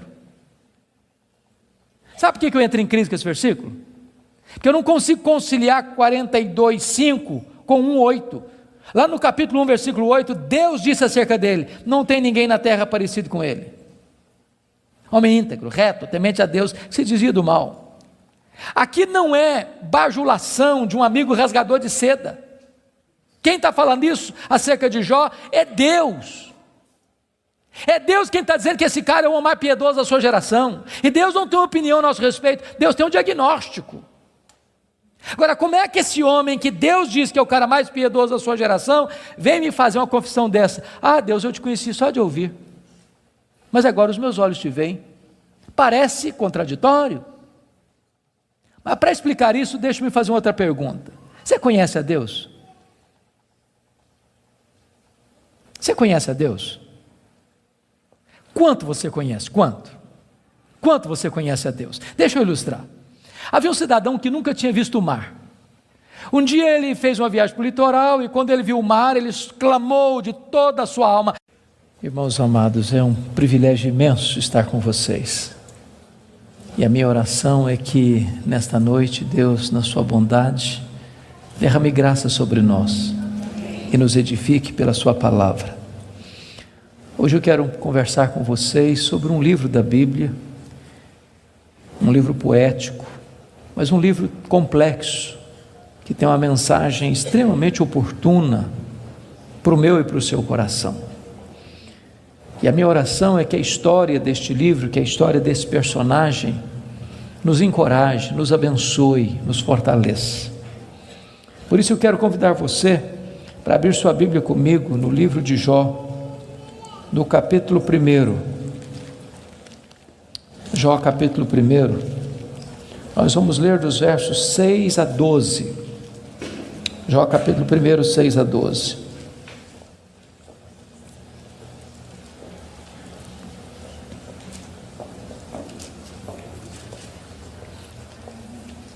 Está escrito: num dia em que os filhos de Deus vieram apresentar-se perante o Senhor, veio também Satanás entre eles. Então perguntou o Senhor a Satanás: de onde vens? Satanás respondeu ao Senhor e disse: de rodear a terra e passear por ela. Perguntou ainda o Senhor a Satanás: observaste o meu servo Jó? Porque ninguém é na terra semelhante a ele, o homem íntegro e reto, temente a Deus e que se desvia do mal. Então respondeu Satanás ao Senhor: porventura Jó debalde ou inutilmente teme a Deus? Acaso não cercaste com sebe a ele, a sua casa e a tudo quanto tem? A obra de suas mãos abençoaste, os seus bens se multiplicaram na terra. Estende, porém, a tua mão e toca-lhe em tudo quanto tem, e verás se não blasfema contra ti na tua face. Disse o Senhor a Satanás: eis que tudo quanto ele tem está em teu poder, somente contra ele não estendas a tua mão.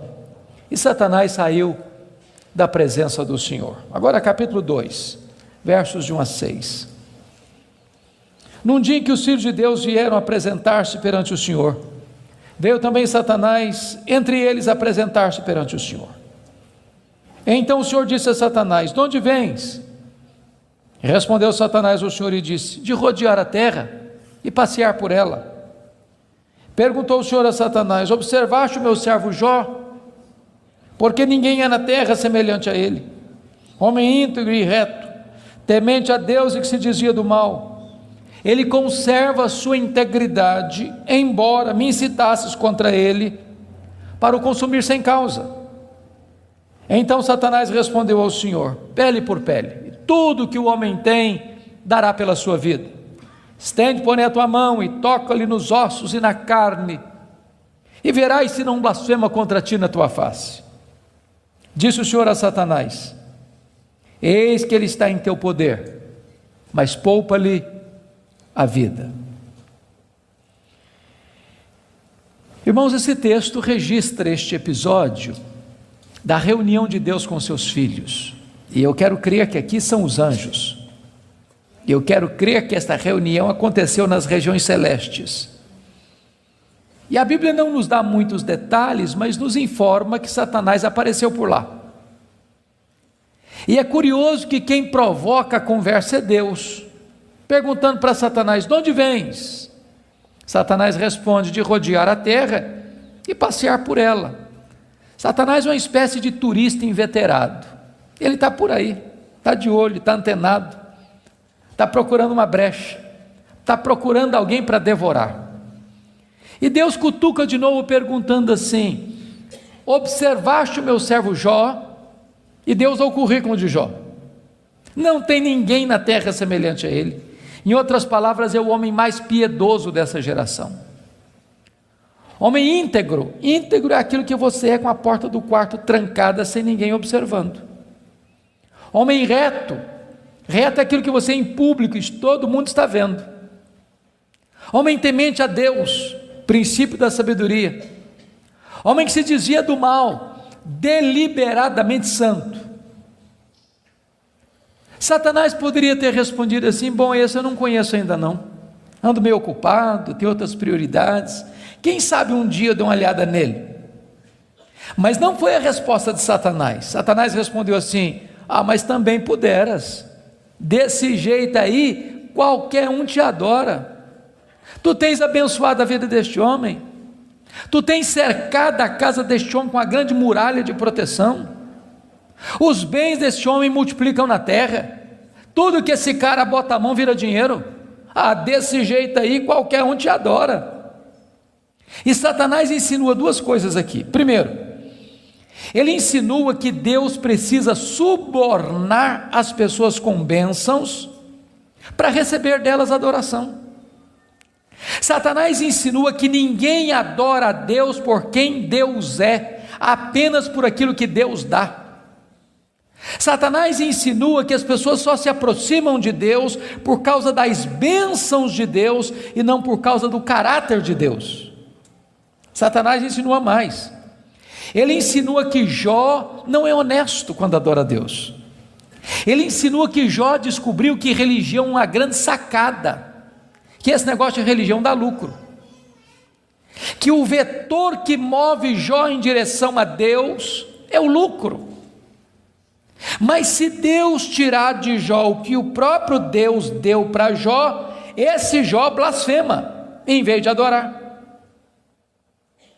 A grande pergunta é: o que um homem tem? Um homem tem família, um homem tem bens. Satanás diz para Deus: toca no que ele tem, e verás se não blasfema contra ti na tua face. Satanás levanta aqui duas teses. A primeira delas: ninguém ama mais a Deus do que o dinheiro. Segunda tese: ninguém ama mais a Deus do que a família. Sem que Jó soubesse, Deus constitui Jó em seu advogado na terra e coloca nas mãos de Jó a defesa da sua reputação e diz para Satanás: pode tocar no que ele tem, só não podes tocar na sua vida. Em outras palavras, Satanás é um ser limitado e limitado por Deus. Ele só pode ir até onde Deus o permite ir e nem 1 centímetro a mais. Nas palavras de Martinho Lutero, Satanás é um cachorro na coleira de Deus. Ele só pode ir até onde a coleira o permite ir e nem 1 centímetro a mais. O nosso Deus manda no céu, o nosso Deus manda na terra, o nosso Deus manda no inferno. Ele manda nos anjos, ele manda nos homens, ele manda nos demônios. Agora, com a permissão de Deus, obviamente, Satanás sai dali para fazer um verdadeiro terremoto na vida financeira de Jó. Confira comigo capítulo 1, versículo 3, quão rico era esse homem. Na parte final do verso 3, somos informados de que este homem era o maior de todos os do Oriente. Sabe o que significa isso? Ele era o homem mais rico da sua geração. Já fomos informados que ele era o mais piedoso. Agora somos informados que ele é o mais rico. E aqui cai um mito. O mito de que um homem rico não pode ser piedoso. Não é verdade isso. É possível ser rico e o mais rico, e é possível esse rico ser piedoso e o mais piedoso. O problema não é ter dinheiro, o problema é o dinheiro nos ter. O problema não é ter dinheiro no bolso, o problema é entronizar dinheiro no coração. O problema não é o dinheiro, o problema é o amor do dinheiro. Agora notem vocês que no capítulo 1, versículo 15, 16 e 17, Satanás vai usar 3 elementos para levar Jó à falência: os sabeus, o fogo e os caldeus. E não foi numa semana, num mês, num ano. numa década. Foi num único dia que o homem mais rico da sua geração entra em colapso financeiro, vai à falência. Ora, você e eu conhecemos gente que por muito menos blasfema contra Deus, por muito menos levanta os punhos contra os céus, por muito menos dá um tiro na cabeça. A pergunta é: será que a tese de Satanás era verdadeira? Será que ninguém ama mais a Deus do que o dinheiro? Será que Jó blasfemaria contra Deus? A resposta está no versículo 21 do capítulo 1. Quando Jó recebe a notícia de que ele está falido, ele diz assim: nu saí do ventre da minha mãe, nu eu voltarei. Sabe o que ele está dizendo? Eu não trouxe nada para o mundo, eu não vou levar nada do mundo, portanto o que eu ganhei entre o berço e a sepultura não é a razão da minha vida. Ele derrota a primeira tese de Satanás, ele prova que ele ama mais a Deus que o dinheiro, ele prova que ele serve a Deus, não por aquilo que Deus dá, mas por quem Deus é. Palavra da Verdade, a exposição bíblica com Hernandes Dias Lopes.